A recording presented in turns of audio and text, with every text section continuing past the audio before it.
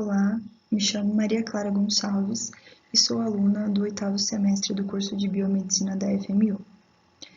E estou aqui para apresentar meu TCC, que abordará o tema intercorrências no preenchimento do sulco nasojugal. Ele foi orientado pela professora mestra Thais Bruna Ferreira da Silva. A face, além de suas funções fisiológicas, é encarregada pela expressão, estética e identidade de uma pessoa. Consequentemente, a procura por tratamentos para fins estéticos nessa área está em constante crescimento.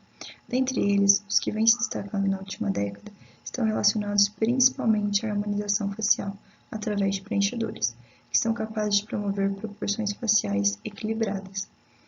Com essa técnica, é possível tratar várias frações do rosto. Nos atentaremos, contudo, à região periorbital.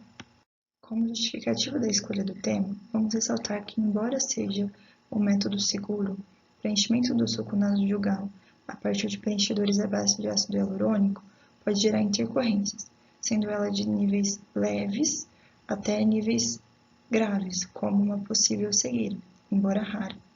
Portanto, vamos abordar aqui a anatomia da região periorbital e também as características do sulco nasojugal, a fim de que a gente entenda a sua aplicabilidade na técnica de preenchimento de forma que este ocorra seguro e satisfatoriamente. Além disso, vamos abordar as propriedades morfofísico-químicas do ácido hialurônico, que tem a capacidade de gerar uma maior resposta tecidual e intercorrências. Para abordarmos a anatomia periorbital, vamos falar primeiro da estrutura mais profunda, que são os ossos que compõem a órbita ocular. Ela é responsável por dar sustentação, estabilidade e proteção ao globo ocular, e é composta por 7 ossos, sendo eles o frontal, o zigomático, o maxilar, o etimoide, o lacrimal, esfenoide e este pequenininho aqui, palatino. E existem entre esses ossos algumas fissuras e forames responsáveis por dar passagem para a inervação e irrigação desta região. A inervação da região periorbital é dividida didaticamente em inervação sensorial e motora. A inervação sensorial é feita pelo nervo oftálmico na pálpebra superior e pelo nervo maxilar na pálpebra inferior. Ambos são ramificações do nervo trigêmeo, quinto par craniano. A inervação motora é feita pelo nervo facial, sétimo par craniano. Ela inerva os músculos das expressões faciais desta região. Um deles é o orbicular dos olhos. Além dela, existem o nervo oculomotor, terceiro par craniano, o nervo troclear e o nervo abducente, que inervam os músculos extraoculares responsáveis pelos movimentos do globo ocular. A irrigação desta região é um tanto complexa. Além disso, existem inúmeras variações interindividuais, sendo que o suprimento sanguíneo primariamente é feito pela artéria carótida interna através da artéria oftálmica e secundariamente é feito pela carótida externa. Porém, existem alguns pontos em que esses dois sistemas, carótido interno e externo, se anastomosam.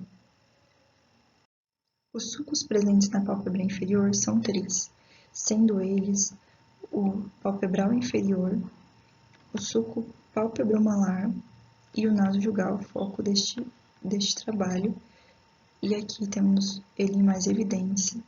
Ele inicia-se medialmente e estende-se inferior lateralmente a 45 graus, se fixando através de uma fáscia ao periósteo.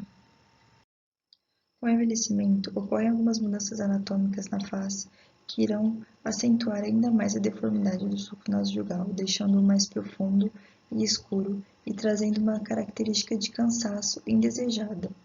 Algumas delas são a atrofia dos tecidos moles, ou seja, pele e gordura suborbital, o espessamento do músculo orbicular dos olhos devido a inúmeras contrações ao longo dos anos, atenuação do septo orbital permitindo que a gordura pseudo-urnee, ocorrendo a formação de bolsas que deixarão aquela região ainda mais sombreada, A atrofia óssea do zigomático deixará a cavidade orbital ainda mais acentuada. Em 2010, o autor Heidi Hirman propôs um sistema de classificação da deformidade nasojugal com base em avaliação clínica, sendo classe 1 o paciente que apresenta leve perda do volume do suco nasojugal, aqui representado pela imagem A. Classe 2, perda de volume moderado no suco nasojugal e leve no suco pálpebro-malar, onde também pode-se visualizar um achatamento moderado na região malar, sendo aqui representado pela imagem B. E classe 3, avançada perda de volume no suco nasojugal, depressão importante no suco pálpebro-malar e deficiência avançada de volume na região malar, aqui representada pela imagem C. Este autor também assente que é necessário que o preenchimento do suco nasojugal seja feito a nível subdérmico. Além disso, em casos que necessitam de volumização supraperiostal, a região malar anterior deve ser tratada concomitantemente. O ácido hialurônico é considerado o preenchedor ideal para o suco nasojugal, pois além de ser uma molécula biocompatível, ela é segura, previsível e reversível.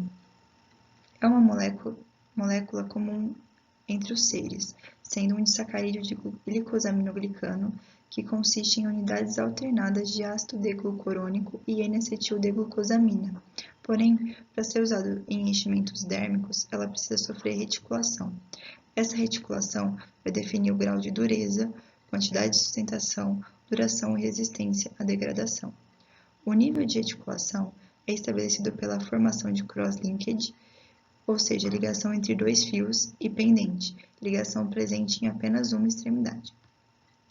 Alguns agentes reticuladores são vinilsulfona, BDDE e DEO.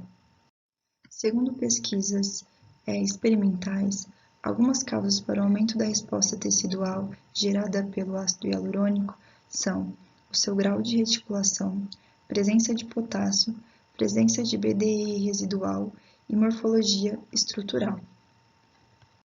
As características e propriedades reológicas indicadas ao ácido hialurônico no uso de enchimento dérmico são possuir módulo de elasticidade menor do que os indicados para aumento volumétrico, possuir baixo módulo de viscosidade, para promover assim um baixo desconforto e também fluir melhor pela agulha.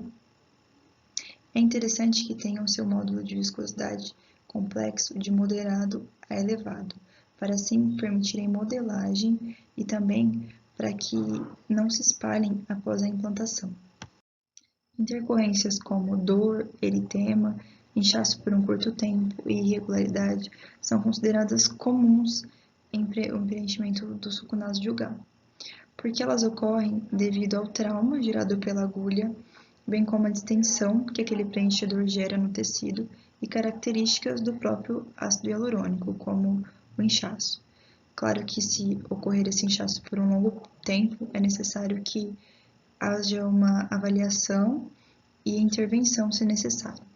As irregularidades, por exemplo, podem ocorrer devido ao excesso de ácido hialurônico.